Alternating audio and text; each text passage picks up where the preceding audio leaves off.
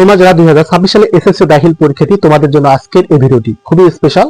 আজকের এই ভিডিওটি থেকে তুমি 100% 2 মার্ক কমন পাবা।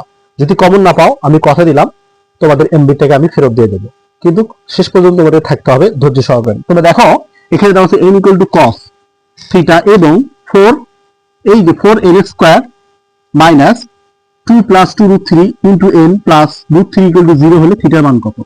এই অঙ্কটি কতবার আসছিল বোর্ডে? দেখো 22 সালে, বরিশালে 2023 সালে আসছিল, কুষ্টিয়া 2022 এবং বরিশাল 2019 সালে আসছিল।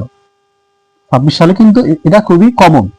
তো এই অঙ্কটা আমরা কিভাবে সমাধান করি? ফার্স্ট টাইম লিখবো, দেওয়া আছে এর মান কত, এখানে আমি cos থিটা দিয়ে দিলাম।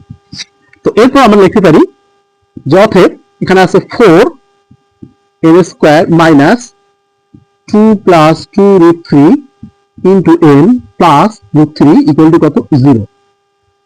তো এখন আমাদেরকে এই n দ্বারা 2 + 2√3 কে গুণ করে দিতে হবে। তাহলে এখানে আছে 4n² মাইনাস, এর সাথে আমি গুণ করি তাহলে হবে এখানে 2n, এই যে প্লাস হবে এখানে মাইনাস, এর সাথে যদি গুণ করি তাহলে হবে 2√3n প্লাস √3 = কত? এখানে 0। তো এখান থেকে আমি কি লিখব, যেহেতু 4n² রয়েছে, তো আমি আমার একটা বিষয় জিনিস কমন নেব এখান থেকে, 4n থেকে যেটা আমাদের 2n এর মধ্যে ভাগ যায়।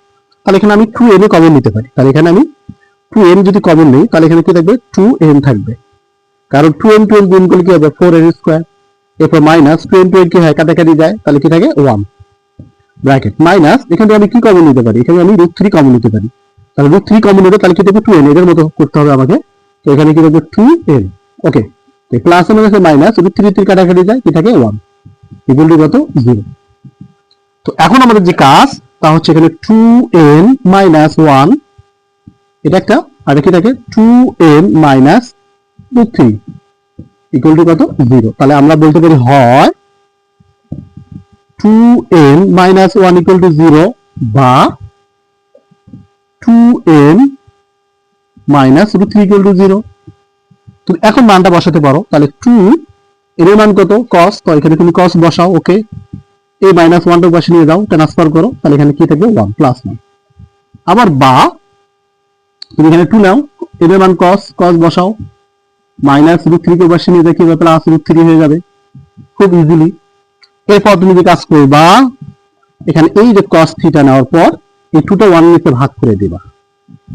সেম একইভাবে এখানে cos থিটাটা লিখবা, √3 নিতে কি করবা? 2টা ভাগ করে দিবা। তাহলে এখন বাকি কাজ কিন্তু তোমার পারার কথা, কারণ এর আগে যদি তুমি আমার ভিডিওগুলো দেখে থাকো তো অবশ্যই এটা ইজি, বাকি অঙ্ক তুমি করতে পারবা।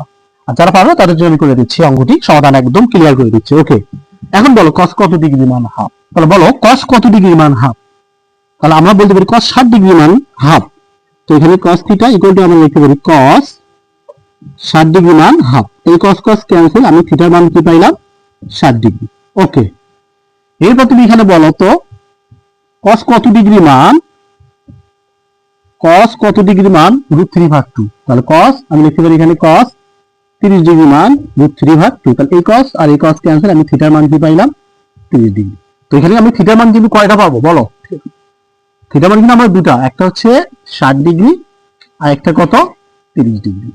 এটি কিন্তু আমাদের প্রশ্নের সঠিক অ্যান্সার। ঠিক আছে, খুব ইজিলি অঙ্ক। যদি তোমরা বুঝতে পারো তাহলে অবশ্যই এটা কমেন্টে লিখে দিবা, হ্যাঁ স্যার আমি বুঝতে পারছি। আর যদি না বুঝে থাকো সেটা তোমরা কমেন্টে জানিয়ে দিবা। আর এরকম ভিডিও পেতে তোমরা অবশ্যই আমার চ্যানেলটাকে সাবস্ক্রাইব করে নাও। আর যারা ফেসবুক পেজে বা আইডিতে আমার ভিডিও দেখতেছো, ওই ভিডিওটা কি করো? শেয়ার করে দাও এবং ফলো করে রাখতে তোমরা কখনোই ভুলবে না। সবাইকে ধন্যবাদ।